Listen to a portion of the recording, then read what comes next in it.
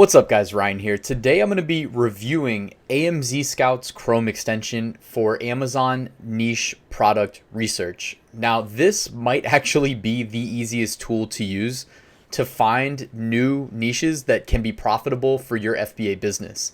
And it's with some trepidation that I say that because I've been a Jungle Scout user for so long, but I wrote a really in-depth article on my website about this app and used it a bunch over the past week so that I could give you an honest review.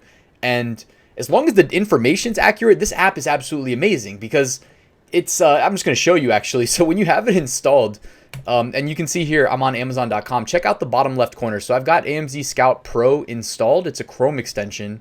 Those of you that are familiar with other competitors, you might be thinking like, oh, well, you know, some of the functionalities in the web app, some's in the Chrome extension. Well, they've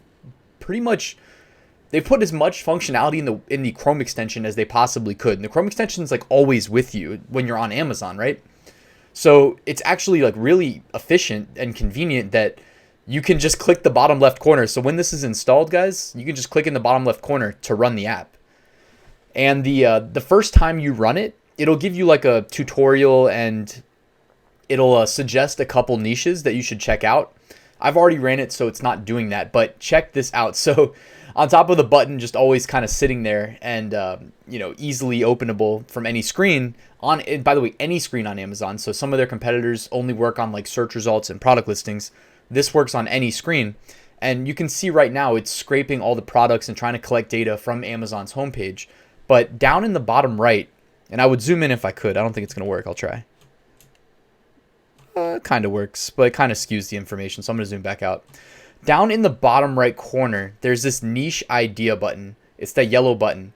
This is what's so awesome. I call this the easy button. You just click this and it will pick a niche that is in its database, in its catalog of potentially profitable niches, and take you there. So as far as I can tell, as long as if you're hitting that button, it'll always take you to a niche with a score of at least 6, which they consider likely to succeed. Now, my personal opinion is aim for at least a 7, and it's not that uncommon to find an 8. I mean, it's uncommon, but you know, this is your time and your money, so you might as well aim for the best niches possible if you're going to invest the time to do further research and then ultimately invest the money in getting the product manufactured under your brand and shipped over to the US. But what you're seeing right here is anytime it introduces you to a new niche, it triggers the niche score drill down. So I'll walk you through all the data points in the web. I want to keep wanting to call it the web app. It's the Chrome extension.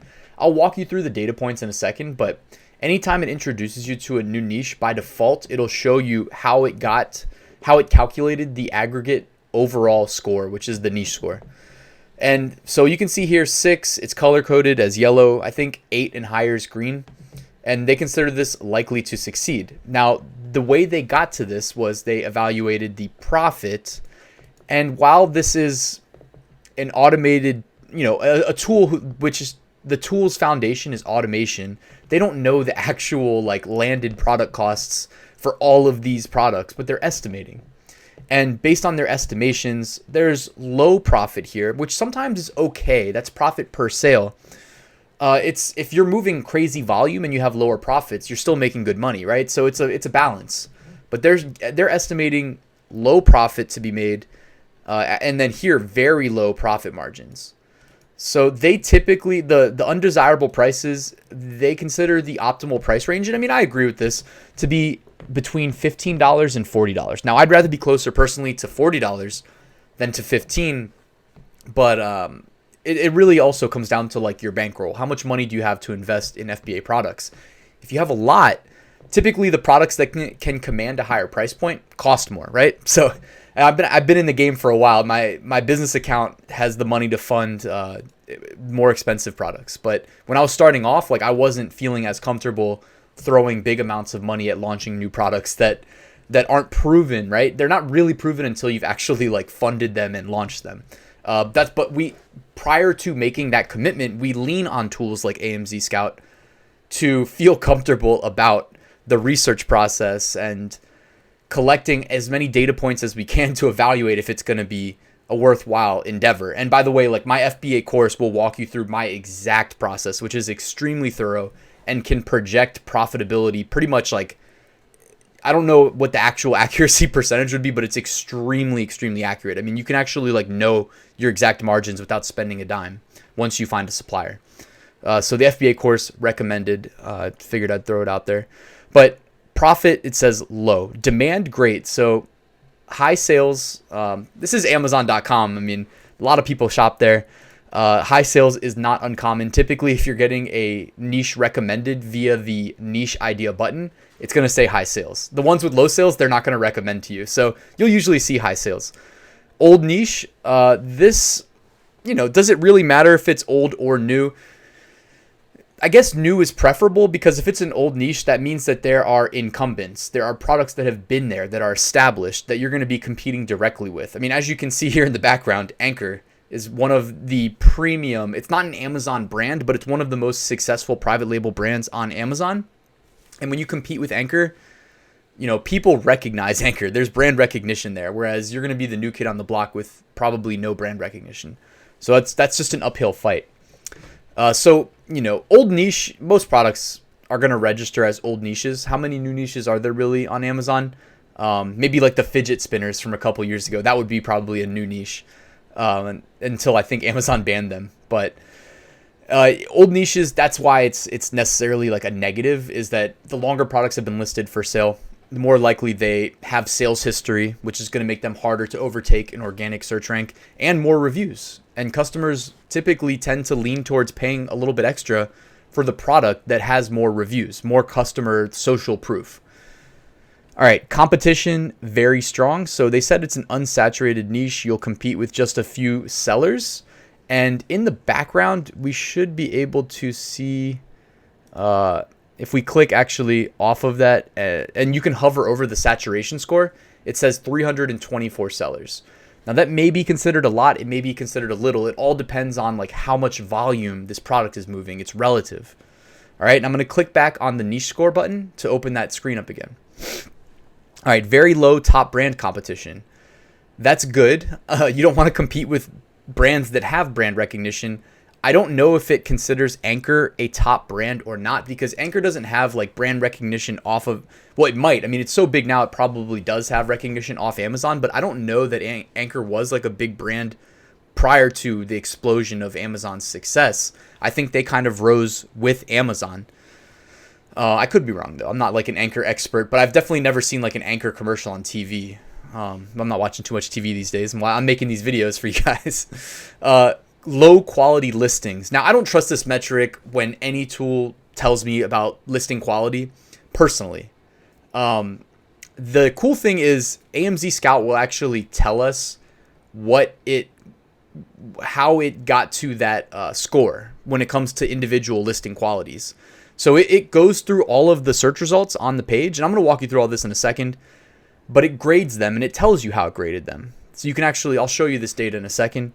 And then it averages it out, and per its metrics, it decided that this niche was very low quality listings. And if you're going to spend your money to launch FBA products, spend the time to make a quality listing. Get good images, upload as many images as Amazon lets you, write good bullet points, write for humans and for SEO. So that's why you see a lot of bullet points lead with like all caps for humans to read, and then a bunch of kind of keywords after that for SEO purposes that humans are less likely to read, or some sort of distinction or in a way of distinguishing the leading words, because most people aren't going to spend an hour reading your whole product listing, but Amazon gives you they give you the opportunity to put a lot of content in there. You don't want to be spammy, but just take some time on optimizing your product listing. And again, if you need tips on that, there's plenty of information out there, including my Amazon course where I walk you through everything step by step. High average rating. So that means based on the customer feedback, they seem to be pretty satisfied with the current products that are selling on these keywords. If you see low average rating or even medium, that means you might be able to improve on the product. You might be able to make or ask your manufacturer to make little improvements, or maybe include an add-on, something like that, to distinguish yourself from the pack. Now, I actually have a some personal experience with this. Like my second niche that I entered that was like really profitable for me was a prime example of this. I used another research tool this was a couple years ago. I don't even think the AMZScout Pro extension, Chrome extension existed back then. And I used a different research tool to find that product. And all of the existing sellers were just like 3 stars or lower average. So I went and interviewed a bunch of different suppliers. I ordered a bunch of samples, even though it sucks to pay over $100 to get like I'm not going to name the product, but to get a small product mailed from China to your house in a couple days. But, I paid $300 or $400 or $500 on samples. I don't even remember. And I moved forward with the best one. And I asked them to pack it a certain way with an additional product that was complementary. And the result is this product is still crushing for me, making me thousands of dollars a month in profit with great ratings, 4 out of 5 stars. But 4 out of 5 stars considering that like the incumbents were 2.5 on average probably or less. High amount of AMZ sellers. When you're competing with, and I'll show you this on the data in the background there, but the rightmost column says seller, and it's either FBA, AMZ, or it doesn't say FBM. I think it says MCH. But FBM and MCH are the same thing. It's merchant fulfilled. Now, merchant fulfilled, you don't really have to worry about if you're going to be an FBA seller. You only want to look at merchant fulfilled stuff if you're going to be selling as merchant fulfilled. But as you guys know, there are a ton of Amazon Prime customers in the United States and in the world. It's growing like crazy. I saw a stat the other day that says that the paid subscription metrics in I don't know if it was United States, it probably was, but paid subscriptions, Amazon Prime is second only to Netflix. Like it passed Apple Music and Spotify and whatever other paid subscriptions you're using. I personally only pay for YouTube Premium, but I'm a weirdo. But anyways, Amazon Prime's got a ton of customers. So, FBA products are what you want to be selling, because when you have that little Prime badge, you're more likely to sell to people who pay the $120 a year, whatever it is, for Amazon Prime. All right, numerous reviews. You'll need to get a lot of sales to get more reviews to stand out amongst the crowd in search results. So that's good to know going in. Again, like it said, old niche. The older the niche is, the longer products have been selling, the more reviews they're going to have, and you're going to pop up overnight with 0 reviews. So you're going to be at a big disadvantage. Extremely monopolistic. So they're able to look at bestseller rank. Like they can evaluate all the products that are indexed on these keywords that create the niche and see that like certain ones have much lower bestseller ranks. And this is usually true anyways, because Amazon search results are top heavy. The ones that are at the top are seen by the most customers and tend to be the best sellers. So they're going to have the lowest bestseller rank and they're going to look monopolistic. But does that mean it's really a monopoly? Well, you have to kind of do some manual looking and determine that for yourself. I wouldn't just trust these tools. But for the most part, it's saying extremely monopolistic. And you can see in the background, Anchor is competing with multiple products on these keywords. Well, if you're going to enter a niche then compete with like Anchor or like Amazon Basics or one of these brands that like people know, you're going to be fighting an uphill battle. So if you can kind of catch my gist, like this isn't probably a niche I would consider selling. Plus electronics can be a headache when it comes to like return rates being higher than average. All right, so we've run through everything on the niche score. So ultimately, it graded all these data points, came up with a 6 out of 10, which I think is the lowest niche score it will allow to recommend when you click the niche idea button. So let's click one more time and get a new niche. Then we'll look through. All right, gua sha. Oh no, this isn't even in English. Let's see what this is though. This might be interesting. Niche score 7. All right, that's not bad. Certified jade roller, rose quartz board for facial skincare. Okay, so it looks like reduce muscle pain. Let's hit one more time because I don't understand what this is. If you guys do and I don't, I apologize. I live in a bubble of just making these YouTube videos, writing my courses, and working my 9 to 5 as a web developer. I don't get out enough anymore. All right, here we go. Niche score 8. Marble Run. So I guess this is a looks like individually assembled pieces, sort of like a new version of Legos that you can connect to drop marbles in and watch it kind of go through the toy. All right, cool. We don't really care about what the niche is. Is this worth us considering selling? Well, for one, let's click niche score. Let's see what it says. Desired prices looks great. Profit very high. High margin. 8 overall score, so that's already great. Demand, very high sales. Old niche, that means people are going to have a lot of reviews. Doesn't really look like the case though. I'll close out of this in a second and we can look more at the products. Actually, I'll scroll down. So this is the first row of search results. As you can see here, the first one, non-sponsored, 33 reviews. Second one, 780. All right, that's a lot. Next one, 65. Next one, 43. Next one, 44. Next one, 212. All right, those are fine. That's not bad at all. There's really only one that has 780 reviews. That's going to be the Titan that we have to overcome, or the guy with 212 that has a 5 out of 5 star. That's really well done. All right, so this says unsaturated niche, very low quality listings. Throw that one out. Very few AMZ sellers. That's always good. Competing with Amazon, no bueno. And sometimes when you see AMZ sellers, they'll be selling on behalf of the top brands. So when I did my write-up on my website, I was looking at automated soap dispensers, and what is the one automated? It's like Simple Human. Yeah. So the big AMZ seller, as in like Amazon was selling it on behalf of Simple Human.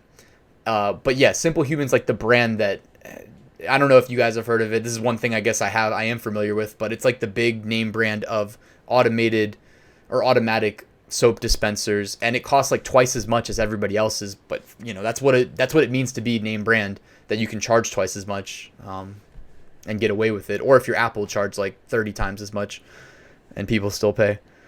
I'm an Android user. All right, so low average rating. Looks like the top ones have really great reviews, but apparently maybe there's more products down here towards the bottom that aren't reviewed as well. No, all the ones I'm seeing are like 4.5 to 5 stars, but it sounds like based on the information it's scraped from this page, there may be some room for improvement. Either way, you'll want to do some digging, obviously. Monopolistic niche, you'll compete with a few strong sellers. Now, that's not the same as it rated for the laptop chargers. Numerous reviews, you'll need reviews to get sales. So that's always going to be the case, though. You got to get used to that one when you're selling on Amazon these days, because more and more people are learning to sell on Amazon. Does that mean you can't make money selling on Amazon? Absolutely not. You can still make money selling on Amazon, but you're going to see things like numerous reviews. Like these products, people launched them a year ago, 2 years ago, 3 years ago, 4 years ago, and all they have to do is maintain, and over time they're just going to build organic reviews, assuming that their product is still in demand and they're keeping it stocked. So that's just the nature of the game, guys. You cannot get scared off by things like average review count, So don't worry too much about that. Now let's look at the chart in the background. I'm going to pull it up. All right, so go across the top row first. 59 results. That's not that data point doesn't matter. That just means that Amazon rendered 50 results in the search results on this page. And you can actually skip and go off of page 1. If you look at the bottom here, it says next page. If you click that, you can go to page 2, 3, whatever of search results. Average monthly sales. So it says 310 average monthly sales. This means looking at all of the listings here and averaging out the estimated sales per listing. And the way they do that is they look at the average bestseller rank, or they say average sales rank. But sales rank that's referring to BSR, which is bestseller rank. Now, every category on Amazon has its own bestseller, right? It has its own number one bestseller. It has its own bestseller for every number. And the number, the integer assigned to each product listing as its bestseller rank represents how well it's selling relative to other products in that category. And it's constantly being updated throughout the day on Amazon. Like if I hit refresh right now, we might even see it change. I'm not going to do that because I don't know how long it's going to take to refresh. But average price. So this is good to know going in. It doesn't mean like you shouldn't ever use this in your projections. I'm more a fan of like actually looking at the product listings at the listing level and seeing what the people at the top are selling for, what the people in the middle are selling for, and what the people at the bottom of page 1 are selling for. If you're not on page 1, you're not relevant. So I wouldn't even consider people that aren't on page one. But typically what you see is a predictable disparity. People at the top of page one are charging the most because they're getting the most visibility, and most customers, that's enough. They're not going to scroll past that. They're going to say, all right, these are the best sellers. These, most likely, if you're the best seller, you also have the highest like ratings from customer reviews. Amazon did build that into their algorithm. They're smart. They don't want angry customers, so they'll reward a quality product listing with positive feedback, even if it's more expensive. But there's a lot that goes into it. And some Amazon customers will pay for a product with worse reviews because it's cheaper. So it's, it's a balancing act. But average price, yeah, check out the ones at the top, middle, and bottom. And when you're new to the game, when you're newly listing your products, you want to be competitive with your pricing because you don't have the sales history that everybody else has. Average reviews, 164. That is pretty high. It's interesting that on the niche score, it said that it did say numerous reviews. Yeah. So that's a lot of reviews per listing on average. Obviously, it's increased by that one listing that had over 700. But that also is not insurmountable. If you have like 5 reviews and a 5-star average or a 4.5-star average, people are still going to consider buying from you. Each customer is different, but just when you look at how your product stacks up in search results next to your competition, if you know that you're going to have less reviews, at least initially, incentivize the customer to click you in other ways. Like on top of having great product images, a great title, be competitive with your pricing. You can defer profitability to try to get more sales to climb the organic rank and then later increase your sale price and increase profitability. That's kind of the game. All right, saturation score. So it says 204 other sellers also sell or sold in this niche this month. So on average, I'm seeing 200 plus sellers from the niche idea button and the niches that it's been showing me. Niche score 8, we already broke that down, and niche history. So you can click this and actually see estimates over the past month broken down per day of sales. Oh no, this is per year actually, of sales. So you can see when it spikes, and you guys, you'll never guess when it spikes. So it actually looks at a glance like it's trending in the wrong direction, but what you're really seeing is the come down from fourth quarter of last year down to, the reality of not being fourth quarter. And you can actually see based on this data that they've collected that you can anticipate when sales are going to ramp up. So even if you're a new seller in this niche and you don't have the historical sales information from your personal sales, you can look to this and project your inventory levels. In December and in the fourth quarter, I'd say, what is this? Even, August, you really want to be putting your order in probably June, July to get your inventory levels right for fourth quarter.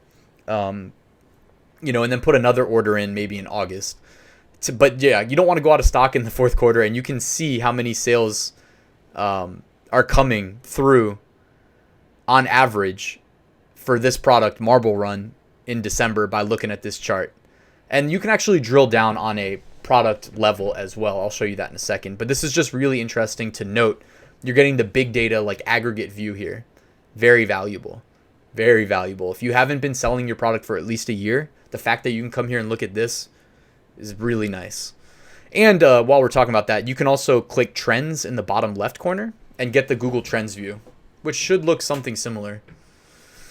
All right, so let's see. Spike on December, spike on December, spike on December. So yeah, predictable, right? You're going to see the spikes in December when people are shopping for toys and Christmas gifts for their kids, maybe adults, I don't know. But yeah, this is most likely going to line up with the data that you see in the niche history. All right, going along the bottom now, next page, you can jump to the other pages of search results, although why would you leave page 1? Refresh, we can refresh the info. Let's see how long it takes. Am I going to regret doing that? All right, so while it loads up, I will also show you that, I'll talk about, you can hit the CSV button and export this data to CSV. If you're an Excel whiz and you want to parse it out your own way, or rank it by like BSR or whatever it is that you want to do, you can do that in Excel. Also, you can do it using the filters button. Now, at a minimum, you want to use these filters, all right? You want to click FBA, assuming you're doing research for FBA.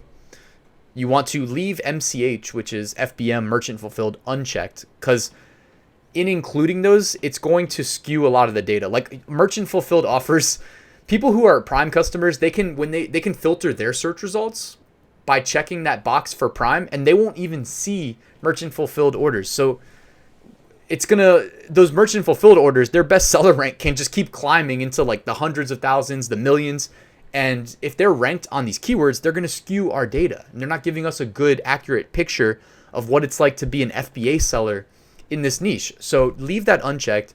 Check FBA, check AMZ, because you can't filter them out. The reality is we're going to be competing with them. And hide sponsored. So if you guys didn't know, if you didn't notice before I hit apply, the top 2 products are tagged with SP in the results. And that's because, as usual, in Amazon, they will sell at least the first 2 product spots in search results as sponsored products, because Amazon loves money. And if you can pay them for that spot, they will accept your cash. Also, if you're a brand new product, how do you get visibility initially? You got to pay up. You got to advertise. So sponsored products, that's your best friend. All right, so I checked FBA, AMZ, and hide sponsored. I'm going to click apply. And now we have a more accurate insight into this niche. Didn't change things too drastically, but like the average sales rank went down. Like if we uncheck this, hit clear, we're at 60.252. Now we're at 6861, so it wasn't that drastic, I guess. Maybe there isn't that many FBM sellers though. Yeah, there's really not, or MCH. There's only like 2 that I can see. But in a niche where, well, also this is only evaluating page 1 of results. Like there's not going to be that many merchant fulfilled sellers on page 1 because they're competing with FBA sellers. But if we went to like page 2, 3, 4, we might see more of that. And then we'd see more of a disparity when we filter them out or not. So just for best practice, I'd recommend filtering on these. And yeah, so guys, this has basically boiled down. Oh yeah, we can drill down, sorry. Before I just show you easy mode niche research, I was going to sit back and just click the niche idea button a couple times and just show you how quickly we can come up with niche ideas to enter. You just know that you can do this too. If you want to know more about a product, like where's the one with 1,520 reviews. All right, let's look at this one. You can click the row, and when you do that, a second row pops out underneath it. So you can hit add to tracker. When you do that, it takes a second, maybe more than a second. But anyways, okay, there we go. It's added to the product tracker. Now you can come to the web app and click product tracker in the top right corner, hit refresh, and you can see products that you're tracking here. So it's like an easy way of bookmarking and tracking what's happening with them over time. Just a nice little tool there. They also have favorites built in on this left-hand column. You can just click the star here, and it's added to your favorites, so you can find it easily. All right, next one over, profit calculator. So this is actually like, they have a separate Chrome extension called AMZScout FBA profit calculator, I think. And this is something that I've been recommending to my students in my FBA course since the beginning. And since I was doing one-on-one coaching before the course existed. Like, I love this. I use it all the time. It's just a simple, easy way of, for one, like grabbing the FBA fee. But then for 2, if you want to run the numbers and try to project your profitability, even with estimates, you can just key it in right here. But watch this. I'm going to show you something even cooler. Watch how easy they made this, guys. It's crazy. All right, so product history we'll come back to in a second. Get keywords we'll come back to. Find at Alibaba. So click this. Now what it does is it does an image search on Alibaba to try to locate the exact supplier that they used. So if the seller you're looking at was lazy, theoretically, and didn't change or they used like a stock photo from their supplier as their primary listing image, you'd find it on Alibaba like that, like in 2 seconds. This one was a little bit of a fail, but earlier when I was looking at like the automatic soap dispensers, it worked on certain products. And again, it does an image search based on the listing you were looking at. So You might look at a different listing like this one right here, find at Alibaba, and this one I'm guessing will be more successful. Yeah, look. So what we're seeing now is, and first disclaimer, the prices you see in Alibaba search results are not the real price. Also, the minimum orders, the MOQs, they're not the real MOQs. To get the real stuff, you have to contact the agents, the sales agents, and talk to them and figure out like what's really going on here. They're always going to put misleading prices and misleading MOQs to try to get you interested. But like, this is why if you haven't sold on Amazon before, like, consider buying my FBA course. It's really cheap. Like right now, as of recording this, it's still in pre-launch pricing. So yeah, like it's crazy how cheap it is. It's only $97 right now, but I'm upping that price next week. So, but yeah, like I walk you through all of this stuff. I spent over a year writing the course. Like the lecture on just looking through Alibaba and interviewing suppliers, I spent like hours and hours on. Give you copy pastable templates. I tell you things like it's not enough to interview one supplier because they have the best price and search results, but you want to interview like 10. Like seriously, like interview 10. I give you a copy pastable template so that it's manageable, and I give you like a worksheet where you can log their responses and actually like not get overwhelmed by the amount of back and forth that sometimes takes place. But yeah, that's what it really takes, guys. Like you then select. You won't hear back from all of them. The ones you do hear back from, get the actual data. Be like, all right, what's the actual price and what's the actual MOQ? And then tell them, okay, well, I'm not looking to order that much for the first order because I need to test the market, so I can do half that, right? And then you still just negotiate, get a good price, etc., etc. Anyways, though, what we're going to do is grab this price and what sounds more realistic, $5.91 or $10.90. I'm thinking more like $10.90, truthfully. So I'm going to grab this price and I'm going to come back over here. So the find at Alibaba just worked for us. We clicked it, it did an image search and located suppliers that make our product. We're going to come back to the profit calculator and we are going to key that into the product cost. Now, additional cost per unit, what is that? Most likely that's inbound landed shipping cost. And that's going to be tougher to estimate. And again, in my course, I give you a formula. I show you how to do it using the information publicly available on Alibaba without even interviewing the suppliers, assuming that they make it available. Not all of them do. But this one, I mean, you can probably just guess it's going to be around, most likely, without even knowing the weight of this product, probably going to be around like 80 cents to 90 cents. Also, I didn't look at the size. It looked like a big product, so let's just make it $1 just to be all right. Additional monthly costs.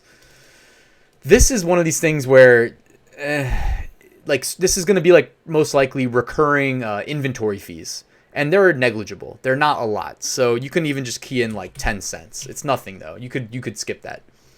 All right. So now we're looking at, based on this data and based on this product and its price point, $4.32 per sale. Now that is not a high enough margin for us to consider selling this product. So maybe they are actually getting it from a supplier at $4.91. Who knows? All right, so let's replace $10.90 with $4.91. Now it's looking like $10.31 profit per sale. Realistically, what's it probably going to cost per unit? Probably somewhere in the middle. Probably something like $6.91. So that brings us to a more realistic $8.31. And this product that we're looking at is like middle of the pack. So the $26.99 price point, you can probably ask for more money if you rank better. So that's kind of the game, right? You ask for more money because you're ranking towards the top page one. You make more money. You move more units, which means you can increase your quantity of your orders to your supplier, which means they give you a discount, right? So the people at the top have such an advantage because they can order higher quantity. They get it at a lower price. They can be more competitive with price or just keep it as profit margin. That's kind of the way the game works. And then estimated monthly profit, $7.72. So that means if you rank in the middle of the pack on this product, you're still bringing in $7.72 estimated profit per month. Now that's perfect, because should your product be loved by customers and rise to the top, or if you're really good and really aggressive and you just make it your life mission to rank it at the top, it can be done. You might have to defer profitability and operate at a loss for a while. But if you do that and you get there, this number probably goes up like 4x, 5x because of the reasons I just explained. You have such an advantage being at the top. But stacking SKUs that can reliably do between $500 to $1,000 of profit a month, that's a beautiful thing because some of those will rise to the top of their niche and start making you thousands. So this is a great niche. I'm loving it. This feels safe to me. So that's the profit calculator. Now you can also check the product history similar to the niche history that we looked at for the past year. And it estimates based on the BSR historical data. It gives you the number of sales per day estimate, the BSR average that day, and the price that day. So you can probably see like someone who rose to the top of their niche, the price probably went up as the BSR went down. There might be an inverse relationship there, right? Because BSR goes down, that means you're selling more, which means you might have climbed the ranks and you can charge more. Get keywords. This is amazing. So this will give you keywords driving traffic and sales to this product. So this is at the product level. But this is brilliant for bidding on long tail keywords when you're setting up advertising campaigns in Campaign Manager. That I'm not going to start talking about that because this video's gone on long enough, but like this is beautiful. It's giving you the keywords that are driving value to this listing. It's a great thing. You know, and Amazon will give you suggested bids, which by the way, you should probably always go on the low end, if not under. The suggested bids tend to be really high, but you can just drop these in there on Campaign Manager and just roll with the suggested bids. So it's like, it couldn't be simpler. You export to CSV and then you can upload them in Campaign Manager. So you don't even have to touch them. You just upload the CSV. So simple. What's not to love? Seriously. All right. You can also find on Google. It does the same thing that it did with the Alibaba search. It does an image search, which is actually really cool that they're able to do that. And copy ASIN just copies the ASIN to your clipboard so that you can paste the ASIN for whatever reason if you needed it. The last thing that I forgot to mention is niche keywords. So if you click niche keywords, it gives you a keyword cloud of all the most used keywords in the listings that it's indexed on page 1 of search results. And notice it does the cloud. So when you're looking, it shows you like the ones you see first are the most valuable ones. So marble, run, toys are the most valuable primary keywords that you should be prioritizing in your listing, meaning like your title carries the most weight with your keywords in your product listing. So a great start to your title might be marble, run, toy, first 3 keywords. And without going in depth about like SEO and creating listings, this is important that like this is extremely valuable. That's all I'm trying to say. This matters. Having access to this information, not having to like guess, you know, or find out some other way. This is great that this is available. And this is at the niche level. So if you click in the bottom left here, when you're looking at the Chrome extension dashboard, niche keywords, this gives you the most valuable keywords evaluating all the listings. If you click a row from one of these products in the results and then click get keywords, these are keywords driving traffic and sales to these listings. And I guess some of them don't have keywords available, but the one we looked at earlier did. So here we go. So yeah, you can just export a CSV, upload them to your Campaign Manager. But yeah, guys, so before I wrap this up, just look at this. So we just found a really nice niche to consider. Might as well hit the star up here and save that niche. And now I'm just going to hit the niche idea button a couple times, and let's see how many cool niches we can get in just a minute, you know, in 1 minute. All right, rechargeable makeup brush cleaner. Niche score, it was 9, and then it just dropped to 3. Interesting. I was excited for a second there while it said 9. Filter. If we clear filters, is that going to...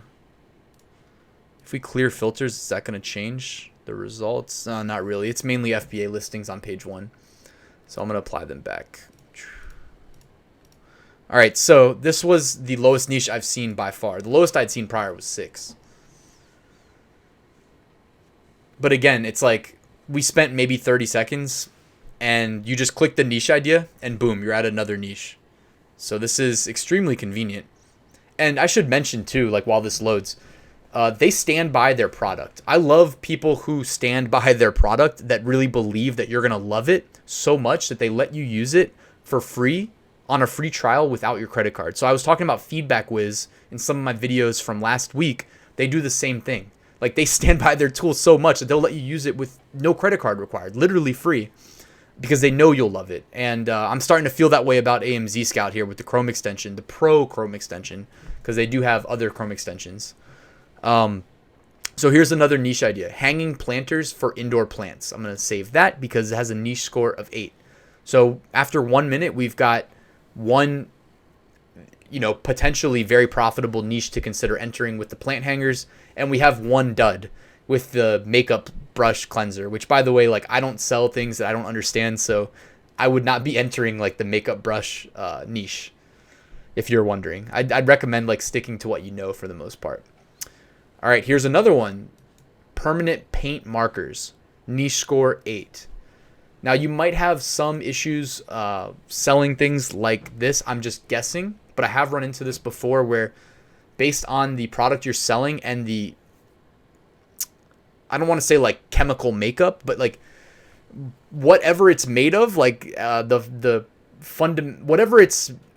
the product is fundamentally, like whatever it's made out of, Amazon, when you try to switch a listing to FBA, will ask you if there's any hazardous materials in your product. This may or may not, like, and even if you say no, it will sometimes say, okay, well, you say no, but we don't necessarily believe you, so please upload an SDS, a safety data sheet, which you'll need to get from your, it's not like the end of the world, but you'll need to get that from your supplier. It's just a little bit more of a headache that you'll have to overcome the first time that you try to switch it from FBM to FBA, because when you create product listings, they're FBM by default. Anyways, so here's another great niche that we can investigate further. We did this for free. Again, this is a free trial. I don't know how long, but no credit card required. Really no excuse not to test this out and play around with it. The only thing I might recommend is, like, when you first install it, you can right click on Chrome, and then where it says this can read and change site data, you might want to just change it to when you click the extension, because it's a little bit intrusive when it's like always showing up on pages. That was the only knock I had against it, really. Like, I also sell on Amazon merch, and the first thing that happened when I went to the merch login screen was like this thing popped up and didn't know what to do because there weren't any products to scan. But besides that, guys, I mean, it's a great extension. It's worth checking out.